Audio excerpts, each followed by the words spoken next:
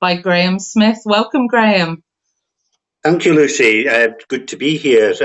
Really enjoying interacting with the group when I get time and everything. So delighted to join you for a chat.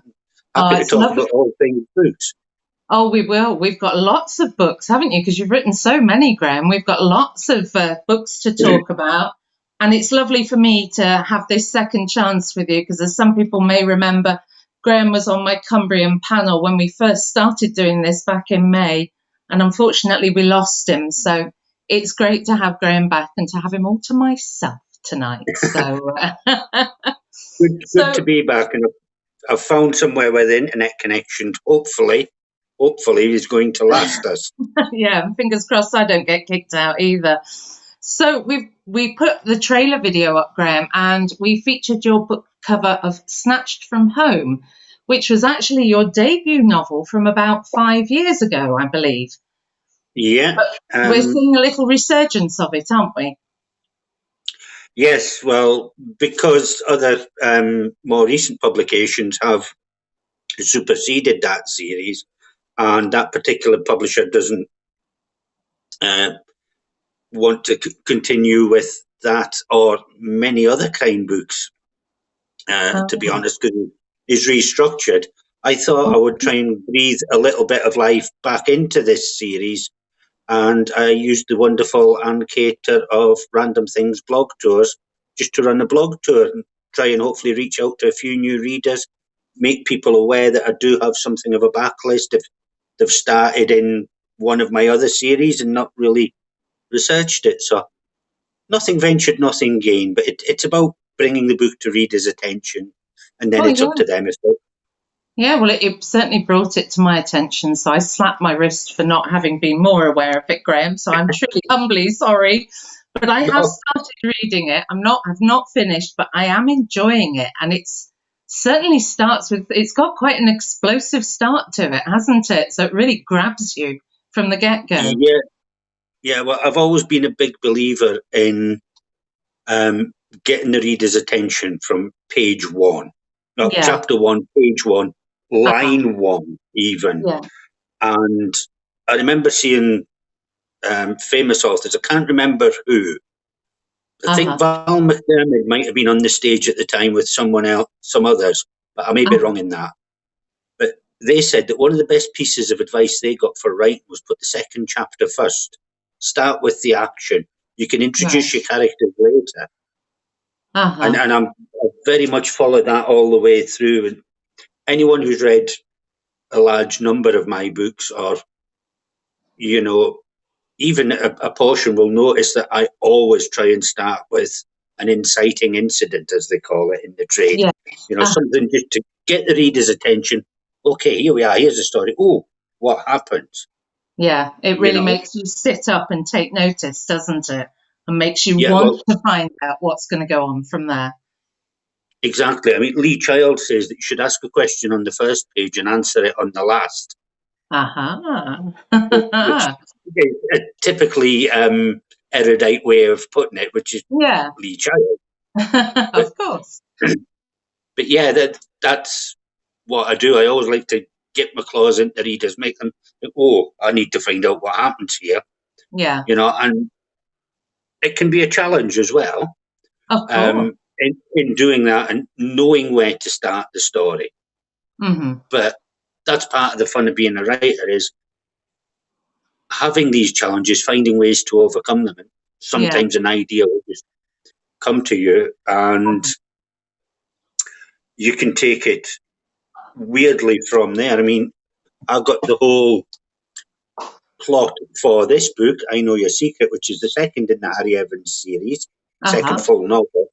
Yeah. I got that from a 15-second clip when I was watching Life on Mars. Oh, wow. I just got a what if? Oh, what if? And from there, that was enough to develop the whole plot for that book. Wow. So it's weird when things come to you and how they come to you. It's almost worrying at times. You think, oh, why is my mind going to such a dark place? Oh dear. Well, that's a crime writer's life for you, I guess, isn't it? Always All going right. to dark places. Just while we're talking about your beginnings then, and the explosive ideas you like to have to grab, was any one of your first books harder than any of the others to start? Have any of your books been, and you maybe had to go back and completely rewrite the start of one as the stories progressed a bit, or? Um, Snatch from Home.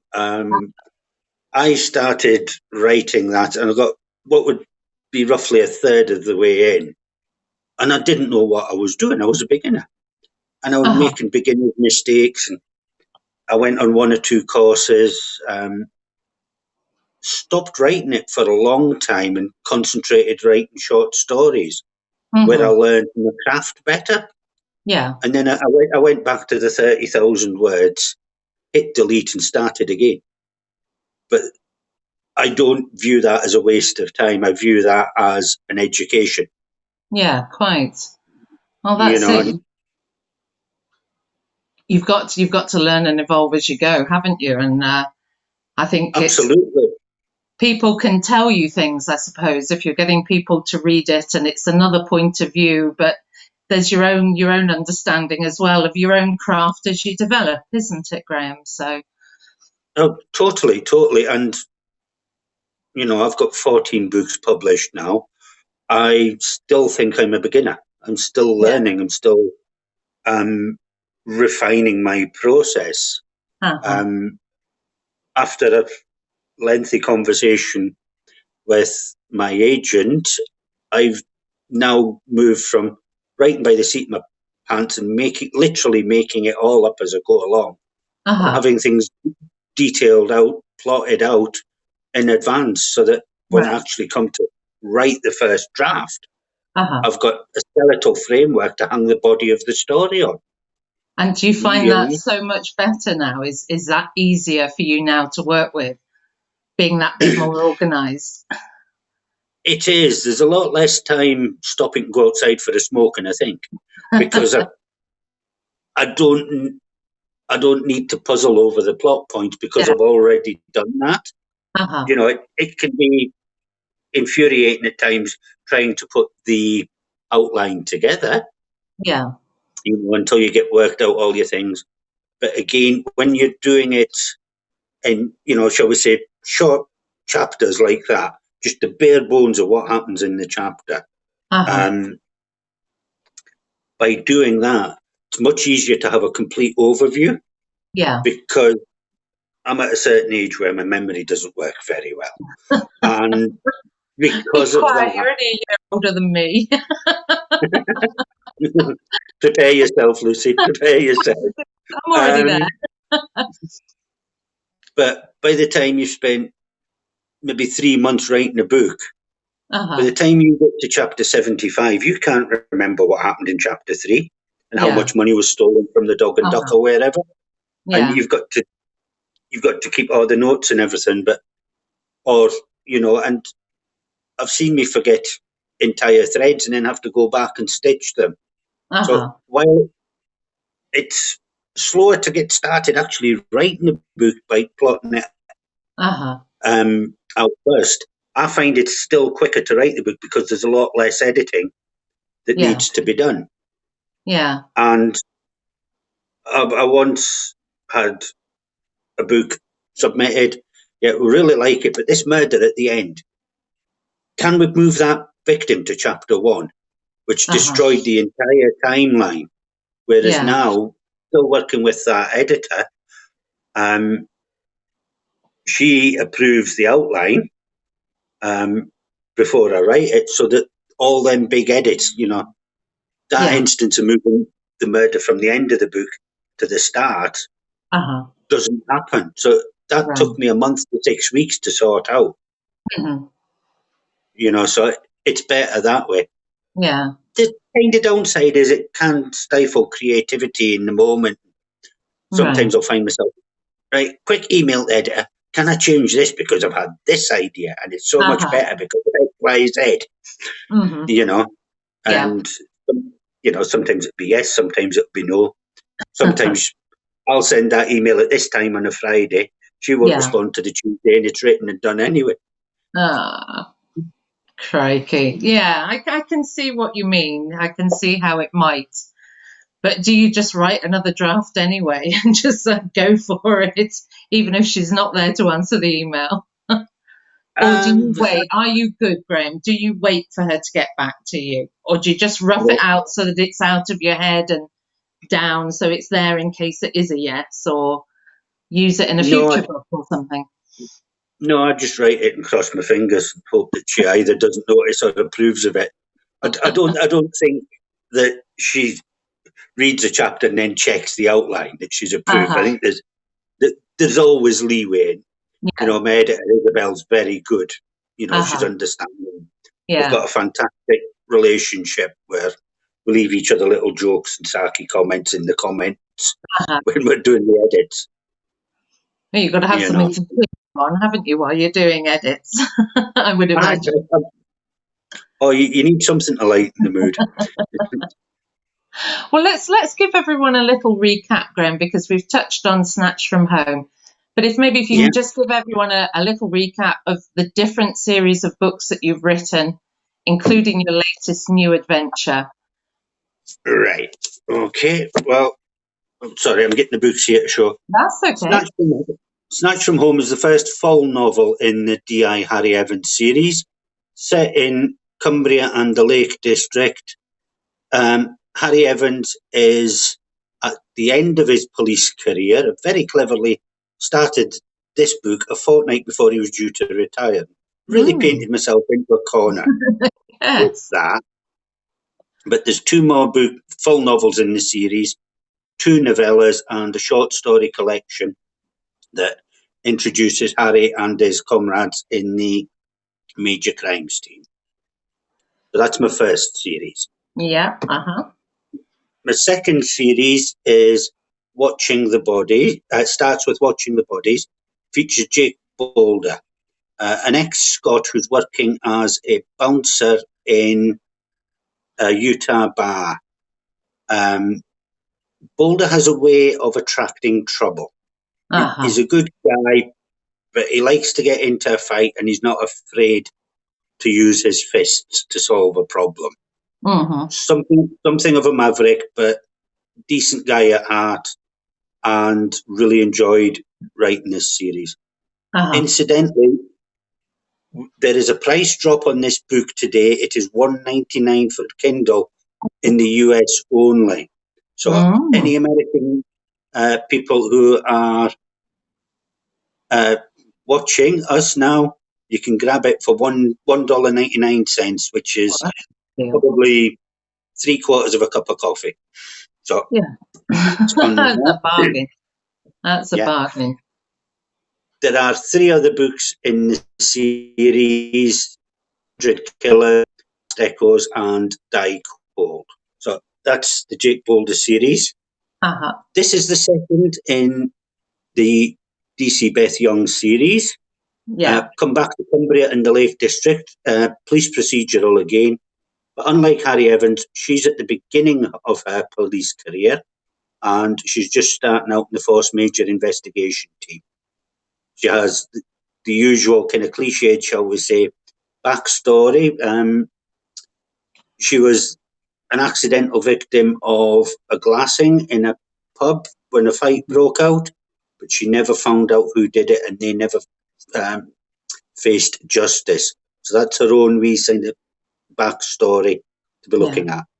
But there's 3 books in this series: Death in the Lakes, Body in the Lakes, and finally Fear in the Lakes. Yeah, that's a good one. Yeah. To finish off, we have First Shot, which is written under the pseudonym of John Ryder. This is about a ex-Royal Marine who is tasked with finding his friend's missing daughter. Now, the daughter's gone missing in the backwoods of Georgia. And it's a real kind of close-knit logging town. And when he gets there, he ends up teaming up with an FBI agent because there's more than just Lila has gone missing. Yes, I have just read it, Graham, and I really enjoyed it. Hats off to you. Thank you. It was a really good book, and I was desperately keen to see how it all worked out, and I'm being careful not to say anything to anybody, but I was like, I really want to know how this works out. I really want to know how this works out. And yeah, it was great. And I know it gets compared to the likes of a Jack Reacher style novel, and I suppose interesting, having not long reread the first Jack Reacher novel that was set in Georgia. It was interesting to see that you set yours in Georgia as well. Had you been to Georgia? Was there a reason why you chose it, or? I hadn't been to Georgia, but I knew the tone and the feel of what I wanted to write. And it was to be very much like a kind of Deliverance setting. Yeah. So I asked my research assistant, Mr. Google, right, where the film Deliverance was set, and it was Georgia. So again, dropped in on Google Maps, Google Earth, had a wee bit scout round and thought, yeah, this is the kind of thing. Davisville is a fictional town. Didn't want to sully the names of real people with what I was doing here. But I just wanted that closed, locked-in community because they are so prevalent at times. And where I'm from, near Gretna, there's lots of milling towns across the borders. As you travel east from here, you've got places like Langham, Hawick, Jedburgh, Kelso, Selkirk, Garlow Fields. These were all the textile towns. Right. And, take it back 100, 200 years or however long it is, a lot of these towns were owned by one or two people. And these people owned the mills, they owned the shops, they owned the houses. Mm-hmm. They provided a doctor when necessary and all the rest of it. And if you fell out of favour with these people, you were in the poorhouse. Yeah. And I wanted to combine the two, the Deliverance feel and the small town owned by shall we say, a single entity. Yeah. Just to push them together. Yeah. That's interesting that you took influence from your surroundings around Gretna and then transposed that, because it fits, like you say, with the sense you've got from the film Deliverance and that it would work so well. And it does, Graham. It really does. It's a super creepy feeling town, most definitely. Yeah, you wouldn't stay there long if you didn't have to. Thank you for the kind words. It's very generous of you. Thank you for the fun book to read. So it was really good, and I would urge people to go and give Graham's book under the name of John Ryder, First Shot a Try. It really is super, and he isn't like Reacher, because unlike Reacher, we know that he has a daughter and he has been married. And that sets him quite apart. It does make him quite different because he's got that tie of his daughter. It does, and you have to be careful when you have family members, because the kind of lifestyle that Grant Fletcher has, there's always going to be that fear that someone's going to knock on his door and take the daughter away or whatever. And that's too easy to fall into. Yeah. Because it's kind of cliched. Wendy's his daughter. She's not just some device for me to have in peril. She's her own young woman. Yeah. She's not just a foil for me to get to use as a damsel in distress. No. And so on. I've actually started writing book 3 in the series, which is tentatively called Third Kill. And we see Wendy on the page for the first time. Because she doesn't. But it's a tiny little cameo, and my editor hasn't seen that yet, so that might get cut. So she may or may not be there. Well, fingers crossed that she is. Yeah, but again, she's only on one page. Right. She's only on one page of, she doesn't get a big part, but she does get a little part. And But I think she's, to my mind, Graham, she was there very much as Grant's sort of conscience as well. Like, I know he is a bit quick to act, although he does think about things because, like you say, he's an ex-British Marine. So there is a thought process. He's not just some wild, violent thug and whatever. He's got Yeah. training and discipline behind him. And so I think I got very much the sense that that made him stop and think about what he was doing, weighing up and assessing everything. But in the back of his mind, I got the impression that Wendy was there as well, like another sort of like little conscience sitting on his shoulder. And could he square his actions with her? Maybe I've misgot that. That's how I felt that she worked in the book. There's definitely that, because for whatever else he is with a gun or a knife in his hand, he's still a father. He's still got to bring up a daughter the right way. So Yeah. her presence in his life, I feel, reminds him that he has to have a moral compass. Yeah. Right? I'm going to very briefly try and dance around a topic here. Uh-huh. I think you know where I'm going with this. With the events that led to Fletcher's wife's death, if he hadn't had Wendy, then his own life could have went a very different way. Yes. Yes. You'll have to read the book, folks. We can't say any more, but yes, Graham, you're right. Yes. Yeah, definitely.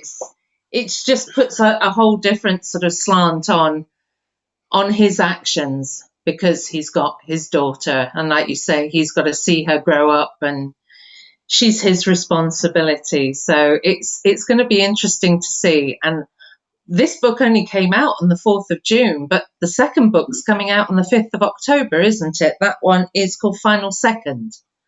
That's correct. Yes, it is out. This one sees Fletcher travel to Wisconsin. Right. Because Quadrado's childhood best friend throughout life, gets murdered one morning as she's going out to milk the cows. Oh, goodness. Yes, and she's found in the pond with the #1 on her forehead. Ooh. Yes. Oh. She's tied up with a case in New York. She has no jurisdiction in Wisconsin, so she gets Fletcher in to try and hunt down the killer for her, because she knows the local cops are useless. So typically that happens. This is more of a cerebral case of Fletcher than just all-out fighting. Although, of course, it wouldn't be a Grant Fletcher novel if there weren't a few punches thrown in. Oh, yes. You've got to throw a few of them. We should just explain that Quadrado that Graham mentioned is an FBI agent who appears in the first book, First Shot, and who Fletcher ends up working alongside. So without giving anything away, she appears again then in the second book. But there's a different relationship this time between them. But you have to read the first book to find out. It's as simple as that, because we can't give it away, can we, Graham? No, we can't give that away too much. But it's an interesting dynamic. Yeah. It really is. And having now plotted out books 3, 4, and 5 in the series, wow, there's a lot of stories to tell that bring things in the circular ways and drive things all together, while still each working as an individual story.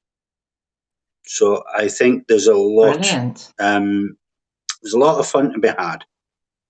And I'll maybe drop you a message and give you a wee hint, because I don't want to do it publicly. Don't want to do spoilers, but I might just drop you a wee hint about what's to happen in book 5. Oh, well, if you do, I'll be very grateful, and I will keep my lips sealed. But how's about we do some questions, because we did have some come in beforehand. And I think we've sort of, in some ways, we have answered one, because we had one from Jennifer Price, who did ask, why did you write a series set in America? And she said, have you visited or lived there?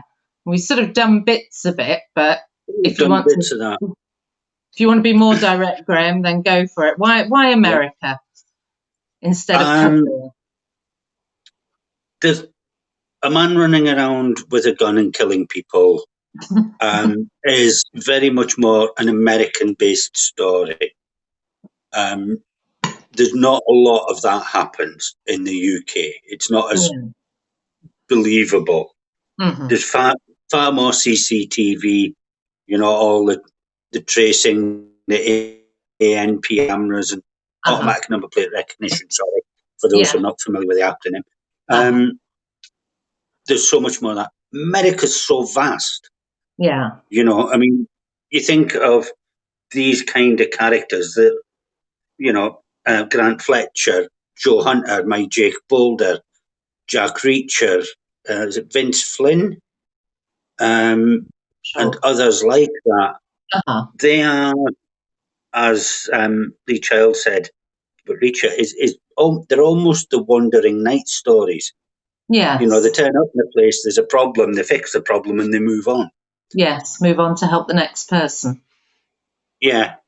Whereas, if I want to put a gun in Fletcher's hands and he didn't bring one with him, I can literally have him walk into a gun shop in America and get the gun.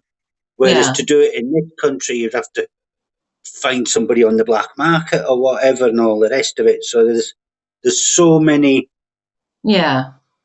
advantages to the scope and scale of America. And you've got all these small towns isolated.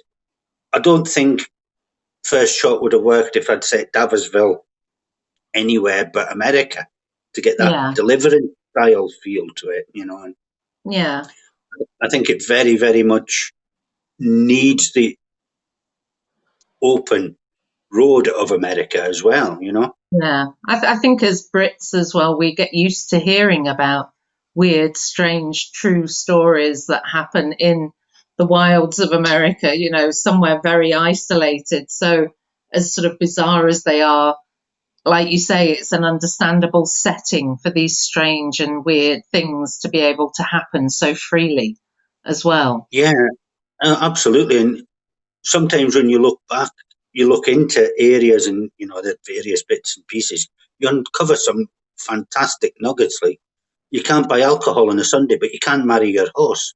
That's still legal, because they've never repealed the law or anything. There's a new wedding option for you there, Graham. Oh my goodness. Wow. So have you been to America yourself? Have you seen any of the states? Not yet. It's on the great big to-do list of places I'd like to go and visit. I've now written 6 books set in America and writing a 7th, got 8th and 9th in the pipeline. So So is Mr. Google, like you say, Google Earth, is he really your friend to sort of zoom in and sort of scout areas out, or?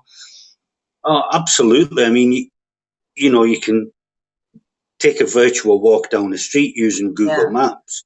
Yeah. You can, shall we say, Google restaurants in Savannah. And then when they come up with a thing, you can go in and have a look at some of the dishes they're serving. And if you see the same dish on 6 or 7 menus, it's a local delicacy. So, Wisconsin, one of the ones was a bouillard stew. Was that Georgia? It was one of the two. But, Georgia, Pogler, they're famous for that. Yeah. So you can learn a lot. I watch quite a lot of American TV and so on. Yeah. Just to pick up certain rhythms of speech and, like Americans say gotten where we would say got. Yeah. There's a weird tick that I've noticed quite a lot on 2.5 Men. I'll bring you home instead of I'll take you home. Yeah. To my mind, it's the wrong verb. But it's interesting. And when you can pick up these things, then you can use them in the dialogue and so on. Yeah. So you've got to be careful. I've never swap the bring and take because it looks wrong to me. Yeah. And Yeah. it's maybe okay in heard speech, but in written dialogue, I don't know whether it would carry, whether Yeah. people would think it was a typo, I'd made a mistake or whatever. So Yeah. you have to be careful that way as well. But it's about doing the right kind of research and so on. And at the same time, I try not to give a town's entire history. I give a snapshot. I give a rough sketch and I let the reader colour in the blanks. Yeah. I mean, certainly with Final Second, I spent quite a lot of time Googling farms for sale in Medford County in Wisconsin in general. Because to my mind, the farms, you think of American farming, you think of a row of 6 combines going, and you can't see the end of the field, it's that vast. Yeah. That is certainly certain areas, the prairies and so on, but it's not Wisconsin. Their farm sizes are very much the same as the ones in the areas around Gretna. Oh, right. Yeah, that totally surprised me when I learned that. And I kept fact checking. I checked several different sources and so on until I found out that I was pretty much on the money, you know. And I did kind of tweak them a wee bit bigger in the story for artistic purposes. You're allowed to. They're nowhere near as big as the thoughts I had in my own head when I went to start doing my research. So that proved to me it is important to do your research, to attack your own preconceived ideas, and preconceptions. Maybe challenge would be a better word than attack. But, it's got to be that way. You've got to have the various bits of information to hand so that you know that you're getting it right. Because readers will tell you if you get it wrong, and they've every right to tell you when you get it wrong. Yeah. And again, there are times when you get some of the little stuff deliberately wrong because it works for entertainment reasons or plotting reasons. But you can't suddenly have an 8-year-old jump into a helicopter and fly off at the controls. You can only stretch things a little. That's fair enough. Gosh, so you must do, it sounds like you do a lot of research before you start writing so that you've got that confidence within you that you understand your place, your setting and whatnot. But I would imagine, do you keep on finding that you have to research as you go? As another thought comes up, let's just check that out and get distracted on Facebook for a while or something. That can happen, yes.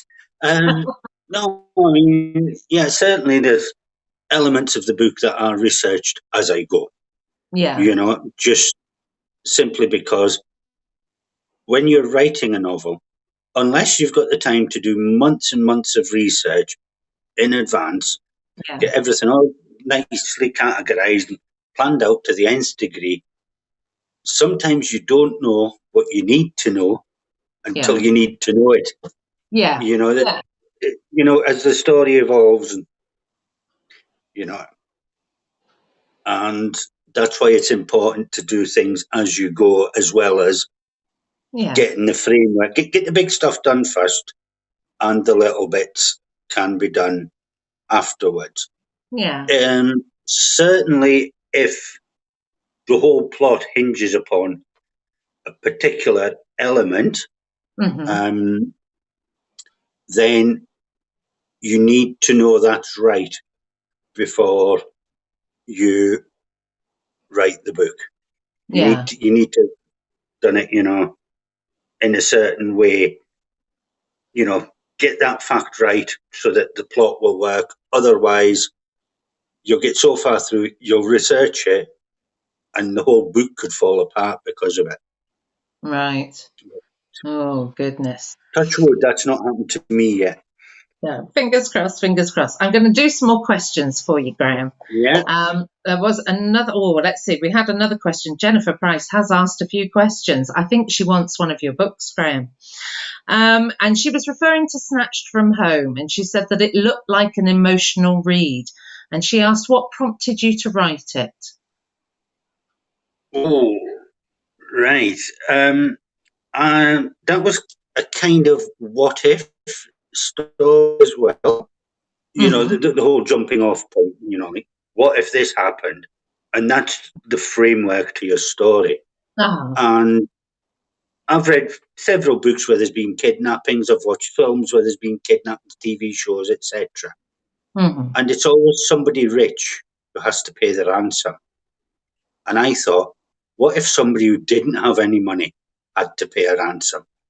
Now, as it says in the cover, what would you do to save your children? As a parent, your answer to that is anything. Yeah. Your answer to that is whatever it takes, whatever I need to do. Right? So I thought it was fun to put the what if into action, whereby the characters had their Victoria and Nicholas Foulkes, their children were kidnapped and they were penniless. They didn't have the money to pay the ransom. And they then turned to crime to raise the ransom. And D.I. Harry Evans is after them for the crimes they commit, totally unaware there's been a kidnapping. And of course, it's one of my stories, so things go horribly wrong. Well, I shall look forward to reading that bit then when I get to it, Graham. That'd be great. Jennifer did ask another question, and she said she loves the lakes, but she says, I hear you have a Scottish accent. So have you ever thought of writing a series from your home country? I have thought about it. There's kind of reasons for and against that. There's a weird thing in publishing where sometimes certain publishers will tick boxes. Yeah, we've got a Scottish author. We don't need another one. Right. You know, we've got a Welsh, we've got an Irish, you know, it's for their marketing, whatever. Yeah. The various areas of Scotland round about me, and, you know, just the various areas of Scotland in general, even. We've got the Highlands taken up by Hamish Macbeth. Stuart McBride's Logan McRae has Aberdeenshire. You've got as many people writing in Glasgow and Edinburgh. Yeah. You've got Aileen, I can't remember her surname, Aileen Templeton. She's got books set in Dumfries and Galloway, as has Jackie Baldwin. Yeah. So it's not that I would be treading on their toes, but these areas are already spoken for to a degree. Yeah. But the big reason to go for the lakes is because a lot of people like to read about somewhere they've been. Yes. Right? And we've all had a wet weekend in the lakes at some point in our lives. You know, we've all been, you know, to Kendal or Keswick or Windermere, Ambleside. You know, a lot of the locations people are familiar with. Yeah. But I was probably quite commercial in my decision to set it there. You know, it's a well-known location, the Lake District. Yeah. But it's not centric to any one people's, because some people's mentality is, oh, well, I'm from Edinburgh. That book's set in Glasgow. I don't like Glasgow, so I'm not going to read that book. You know, and you get that with Liverpool, Manchester, and various other things. Whereas the Lake District, it's basically Switzerland. It's neutral. You know, it's there for everyone. So I kind of went that way with it. And it's got everything. You've got the city of Carlisle, so you can do a city story. You've got your little isolated villages. I mean, there's one called Talking, Talkin, where Fear in the Lakes is set.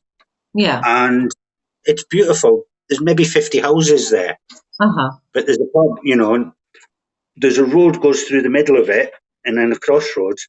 And on one side of the road, it's an area of outstanding beauty, and on the Right. other side of the road, it's just a picturesque village. Just where the boundaries and the barriers are. You get all this, and then you've got the lakes, and you've got the Cumbrian Fells, and you've got the Solway coast going right round the Irish Sea down to Barrow, which is a submarine base. Yeah. So you've got all these contrasting things.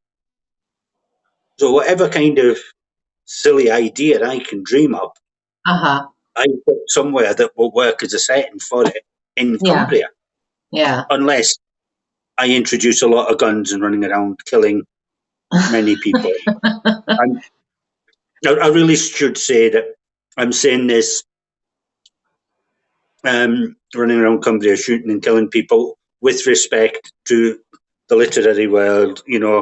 What Derek Bird did was terrible tragedy. So I do not want any misapprehensions on that side of things. That's fair enough.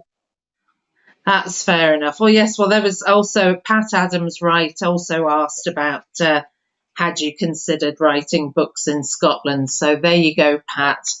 That's your answer. And Jennifer, you've had that answer too.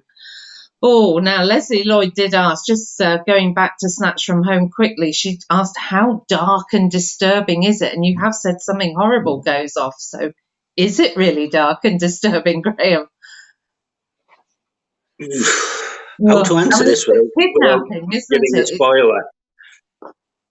I could have wrote it darker. Right. Okay. The body count is relatively low for one of my books. But by the same token, it does explore some strong themes. Yeah, well, I think when you've got somebody's children that have been kidnapped, it's going to hit a certain chord with people anyway, especially if they are parents. So, absolutely, and again, that's one of those things, that it's emotive. It speaks to readers in that, oh my goodness, that could be my kids. Yeah. Yeah, quite. Yeah. So there you go, Leslie.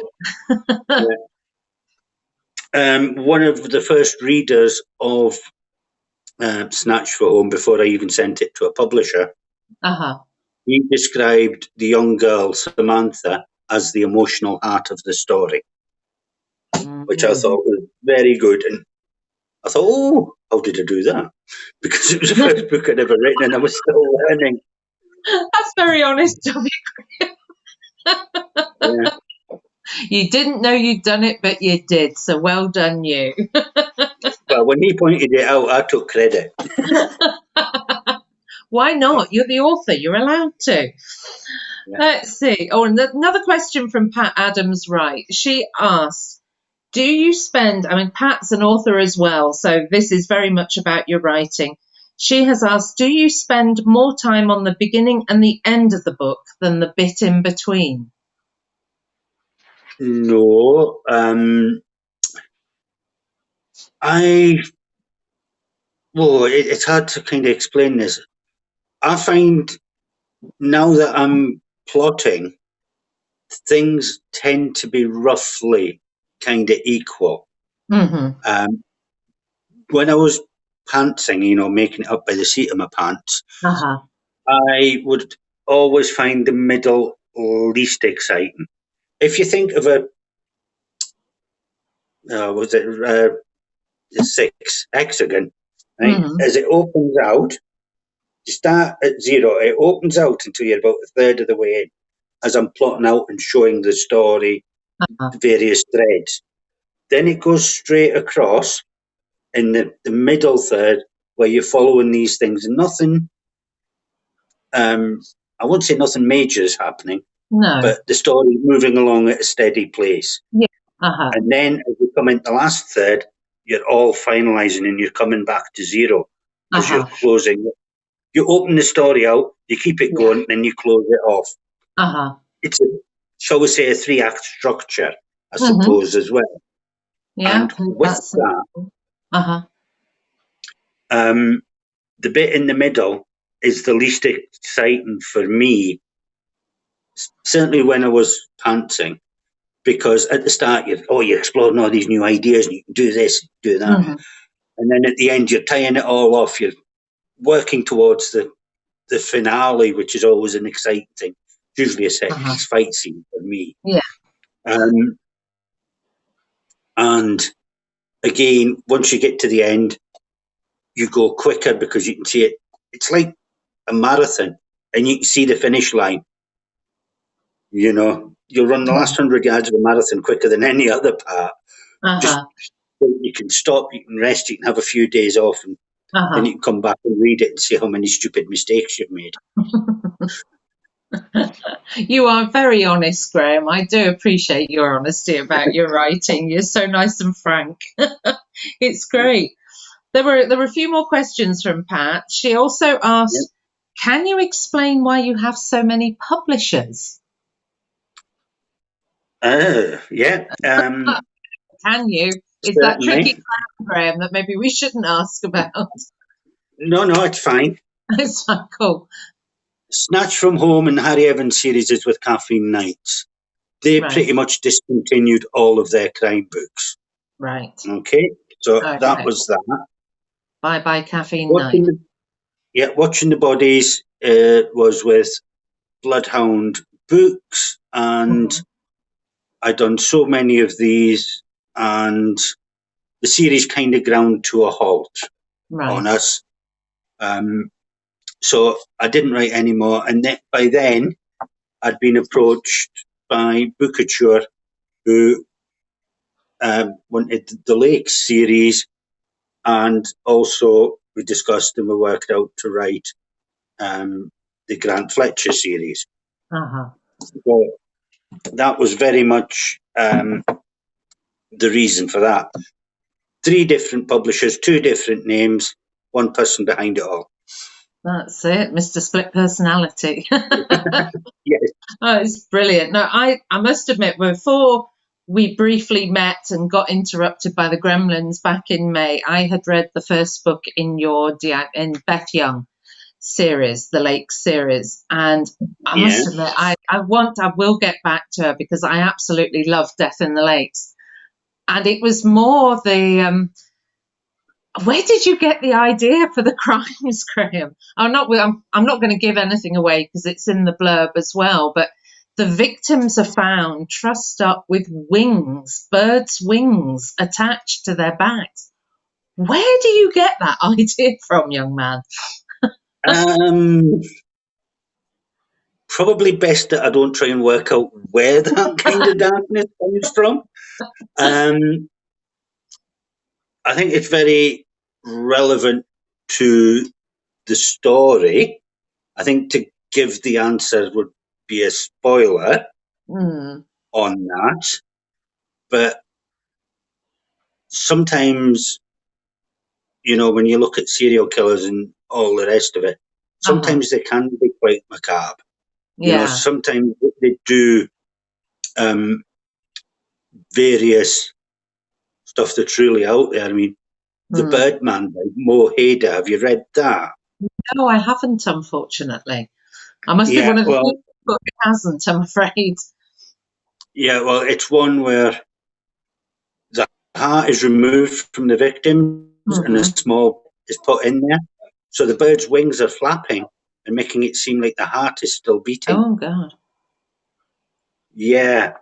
So there are some quite out there stuff that way. And yeah, it is probably quite a gruesome thing, but it's also unique. It's why is he doing that? It's back to ask the question on the first page. You know, answer it on the last. Yeah. You know, why are they doing this? What's behind it, you know? Yeah. And the killer does have a reason for doing it. Yes. Although it's more twisted than a spring factory. But yeah, it was so visual, and You just did it so perfectly. I'm not trying to be a sucker, but it really was so good. This whole visual of, you're reading this story and you're imagining somebody with these bird wings on their back and they're in these ruined buildings. And it is, for me, I am quite visual in my thinking. It was just so powerful, Graham. It was such a powerful image that you created. It was very dramatic and really did set the tone. And I loved that book. So if anybody hasn't read Beth Young, it is a super book to start with. It was recommended to me by David Gilchrist, our group founder. David recommended it to me and he said, I think this would be a really great introduction to Graham's work for you, Lucy. And he wasn't wrong. It really was a super book. And I just love that I've got this choice with you, Graham. I'm dipping my toes in. I will get all the way into the waters of your books eventually. But it's so lovely to see the different things that you can do, whether you are Graham Smith or whether you're John Ryder. Yeah, it's my writing's probably a reflection of my reading. I've loved the Jack Reacher books. Yeah. I'm good friends with Matt Hilton, who writes the Joe Hunter series. Tom Kane's Sam Carver series, Zoe Sharp's Charlie Fox, Bob Mariani's Ben Hope, and other authors of similar kind of things. But I also like the more police procedurals of Mark Billingham, Peter James, Stuart McBride, other authors. Mm-hmm. Amit Dand, Mike Craven, M.W. Craven. There's a lot of variety in my reading, and I like the action thrillers. Don't like them to be too high stakes all the time. I found myself stopping reading one or two authors because their heroes saved the world every book. There were more James Bond than James Bond. Mm-hmm. And I found that I couldn't keep reading about this guy that's saving the world, and then 4 months later he'll save the world again. Yeah. And I think I needed something a wee bit more gritty, a wee bit more believable, shall we say, or less fantastical. Might be a better way of putting it. But it certainly entertains me, and I would never read 10 books back to back that were all police procedurals set in London. I would mix it up. I'd maybe read a historical. I'm not going to say I'm a huge fan of Dan Brown, but I'm a fan of that style of novel, where you've got the ancient artifacts that are being hunted down or having some effect in the modern world. Steve Berry's one of the best at that. I always feel like I've been to university when I've read one of his books. They're so intense and so on. Tom Harper, he's also very good when it comes to that kind of thing. Who else? Trying to think. Boyd Morrison did some. There's various ones. Sometimes for a bit of pure escapism, I'll read something like Matthew Riley, and they really are always bang, shoot 'em up. I think I've read one or two of his actually. So I know what you mean. Talking about your friend M.W. Craven, Caroline's popped a question up on the screen, which I believe comes from Mike, if I've got the gist of the messages that I'm looking off.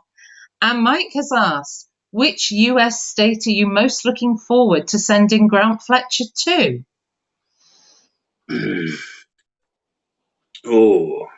I don't know. I mean, he's currently in Nevada.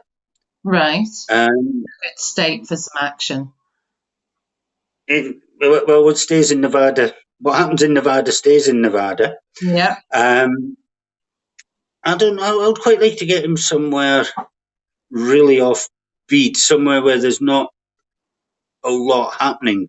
Somewhere up the north, perhaps Montana. I've plans to take him to Idaho, New York. Big city. And yet a little touch in his hometown, home state of Utah. So he is going to be quite transient because of the nature of the stories and the way I've left things at the end of First Shot. Yeah. It gives me the opportunity to do that. And unlike, shall we say, Jack Reacher, he doesn't start in one state, stay there, finish the story, and then do his own moving on. He could cross 2 or 3 state lines in a novel in the space of 5 chapters if I wanted to, depending on where the story goes, what drives the story. Yeah. But to properly answer M.W.'s Craven's question, certainly one of the most northern states, like Montana. Try to think my American geography here. I'm going to test you. Yeah, what about Wyoming? Alaska? What about Alaska, the northernmost state of the US? I mean, it is very bleak up there in places. I'm not going to be dismissive or rude to anybody in Alaska. No, there'll be a spectacular beauty to that wilderness. But no, because one day when I do get to America, I would like to visit all the places I've written about. And I want it to be a warm holiday. I've no plans to set anything in Alaska. Fair enough, fair enough. Well, there was also a question from Mrs. Craven, Jo. And Jo wanted to know, which is your favourite series to write, Graham? And who is your favourite of your characters? Oh, that's asking. It's like asking which of these 4 fingers I love the most. They're all interchangeable. I most enjoy the one that I'm currently writing. I would love, in a perfect world, for all 4 series to want more books. That's not going to happen. I'm going to be realistic about that.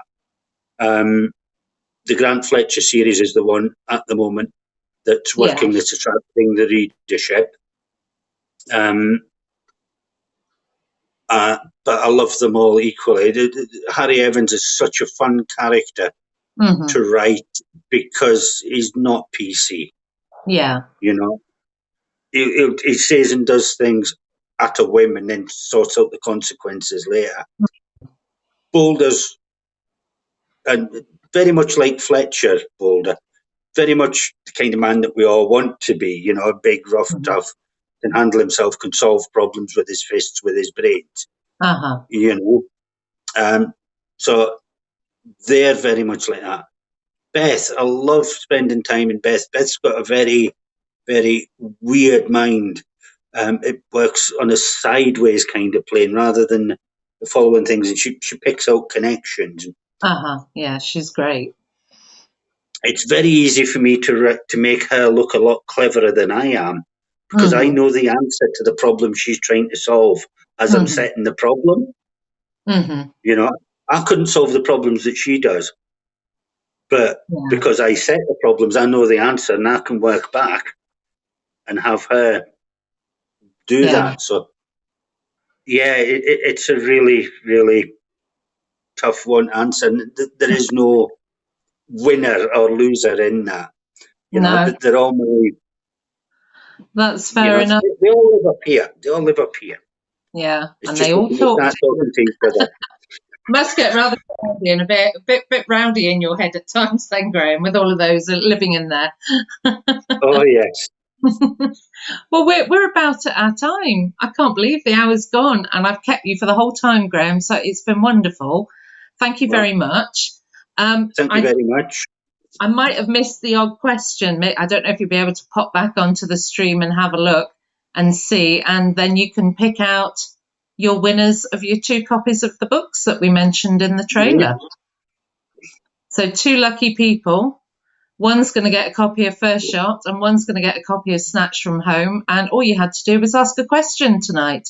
So Graham will have a look back and he will choose. And then between us, we'll pop a post up and let people know who the lucky ones are. And we'll take it from there. But thank you Lovely. again. Thank Yeah, you so thank you very much much. again. Thank you very much for having me, Lucy. It's been wonderful. Thank you to all those who've watched, asked questions and so on. I will drop into the feed. Probably going to be about an hour or so because I need to nip across and do some work stuff. Yes. There's always something, but I will come in probably back at 9 and I'll tidy up any questions that I didn't answer and do that. But thank you very much to Caroline and Lucy and David and all the other admins of UK Crime Book Club for having me, for being such wonderful supporters of me and my writing. Thank you to all the readers, the bloggers, everyone. Thank you guys. You're all